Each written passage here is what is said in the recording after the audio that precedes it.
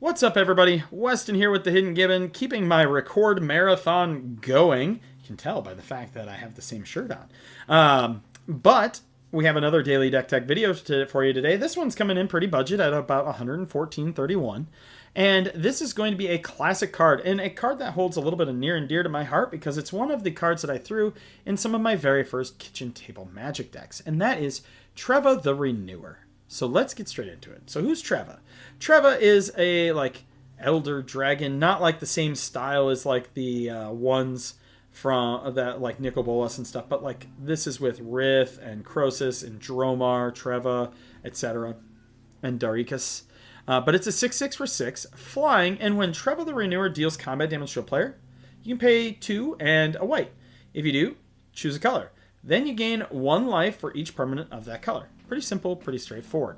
Now, I could have gone a lot of different routes with this, but a lot of the little ETB creature, like all of the little ones that check for creatures you control, and then token generators are about $1 to $2 to $3, and those actually really add up. So my $114 is kind of shoved into a different route. We do have a couple of those, though. We are only running 11 creatures. That's not a whole lot. The key here is we're going to, you'll see from below, we will prevent people from attacking us with some enchantments. We're going to have a few valuable creatures, and we're going to try to gain life, and then we're going to have a couple different win cons. So these two creatures right here are essentially the same thing. A Johnny's Pridemate, whenever you gain life, put a 1/1 counter on it. Celestial Unicorn, whenever you gain life, put a 1/1 counter on it. We have Cloud Blazer, flying, and when it enters, you gain 2 life and draw 2 cards. Card advantage, and a little chump blocker. Elvish Mystic for Manic Dork, as well as Lana War Elves. We have Horizon Chimera, flash, trample, flying. Whenever you draw a card, you gain a life. Pretty simple. We have Shattered Angel. It's whenever a land enters the battlefield under an opponent's control, you may gain 3 life. It's also a creepy looking angel. We have Solemn Simulacrum, so that way you can mana ramp and draw a card. We have Will, Scion of Peace. Spells you cast this turn are white and or blue, cost X less, where X is the amount of life you gain this turn, activate as a sorcery. And then we do have Soul Warden, Essence Warden. The reason I kept these two in here is because they check all creatures, not just ones entering on your side of the battlefield, so you will benefit off of people's tokens and things like that. For sorceries, we do have a classic in Austere Command. Destroy all artifacts, or destroy all enchantments, or destroy all creatures 3 or less, or power 4 or greater. We have quite a bit of ramp in here with Cultivate, Far Seek, Far Wanderings, which this one's a little bit less common, but search your library for a basic land card, put it in the battlefield tapped, then shuffle. And Threshold, instead, search your library for 3 basic land cards and put them onto the battlefield tapped, and shuffle your library. Threshold is when you have 7 or more cards in your graveyard. Rampant Growth is in here, and also Kadama's Reach. We do have Harmonize in here to draw some cards. We have Hallowed Burial, put all creatures on the bottom of their owner's libraries. This is a silly fun card, and also pretty useful in this deck since we're not running very many creatures. Fumigate destroys all creatures, and you gain a life for each creature destroyed this way. And Heroes Remembered. You can pay 9, I wouldn't recommend it, or you can just spend 10 and just let it tick down and you gain 20 life. United Front. I love this card, and I've started jamming it in a lot of decks. You create X 1/1 white ally creature tokens, then put a 1/1 counter on each creature you control. For instance, we have Celestial Flare, target player sacrifices an attacking or blocking creature. We have Congregate, target player gains 2 life for each creature on the battlefield. Notice this is not just yours, so benefits off of those people playing tokens. We do have Harrow in here for a little bit more ramp. Heliod's Intervention, you can either destroy X target artifacts and or enchantments, which is really useful if somebody's running an artifact deck, or you can have target player gain twice X life. Jace's Ingenuity to draw some cards. Jaheira's Respite, which is one of my favorite cards in all of Magic. You can search your library for up to X basic land cards, where X is the number of creatures attacking you, and then put those cards onto the battlefield tapped, then shuffle. Prevent all combat damage that would be dealt this turn. We do have Path and Swords in here for some removal. Rebuff the Wicked, which counters a spell that targets a permanent you control. Respite, prevent all combat damage that would be dealt to you, and you gain 1 life for each attacking creature. We have Riot Control, you gain 1 life for each creature your opponents control, and prevent all damage that would be dealt to you this turn. We have Secure the Waste. You pay X and 1, and you create X 1/1 White Warrior creature tokens, so this and United Front will get you some blockers. We have Sphinx's Revelation, so you can gain X life and draw X cards.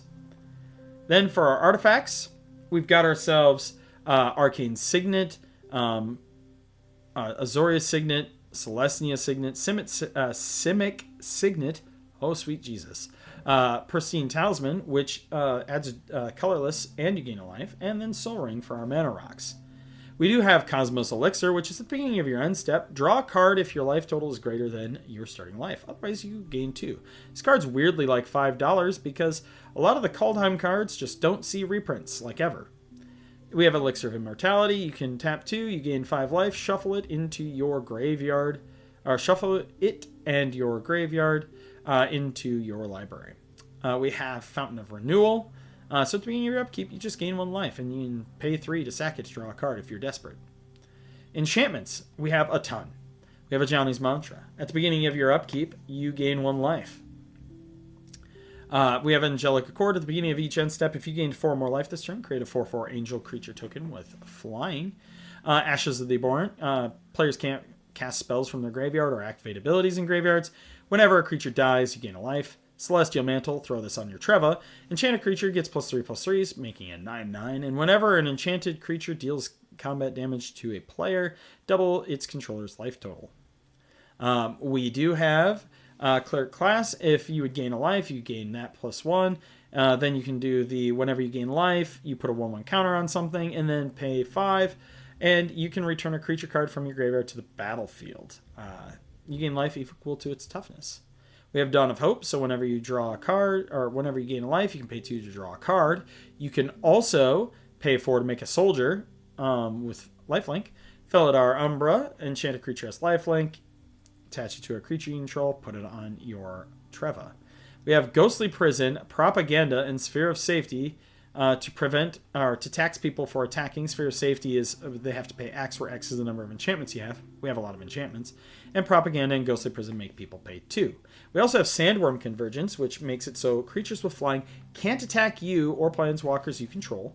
And at the beginning of your end step, you create a 5/5 Verm, a Saint-Chalut. We have Griffin Airy. At the beginning of your end step, if you gain 3 or more life this turn, create a 2/2 white Griffin creature token with flying. We have Rewards of Diversity. Whenever an opponent plays a multicolored spell, you gain 4 life. This is pretty good against most people. There are not a whole lot of monocolored decks that I see in my personal play, so I threw it in there. We have Shifting Sky. As it comes into play, choose a color. All non-land permanents are the chosen color. This card's really good. Protect this card. This is the card that will gain you a ton of life. Sunbound, enchant creature. It has whenever you gain life, you put that many 1/1 counters on the creature. So you can kill people really fast with Treva. And then we have Test of Endurance. At the beginning of your upkeep, if you have 50 or more life, you win the game. Pretty simple, pretty straightforward. I actually run that in my Infinite Life kitchen table deck, where I use Nomad's Encore and Daru Spiritualist and Worthy Cause to gain infinite life, and then I cast Test of Endurance, or, Aetherflux Reservoir. For our lands, nothing fancy. Radiant Fountain and Adventurer's Inn each gain you 2 life when they enter. We have Rogue's Passage to make Treva unblockable. Other than that, it's a bunch of basics, a Seaside Citadel, and a Command Tower. Let me know what you think in the comments down below. I thought this was a pretty fun one, going back to the yesteryears of Magic. As always, I'm Weston with the Hidden Gibbon, and I hope you all have a wonderful day.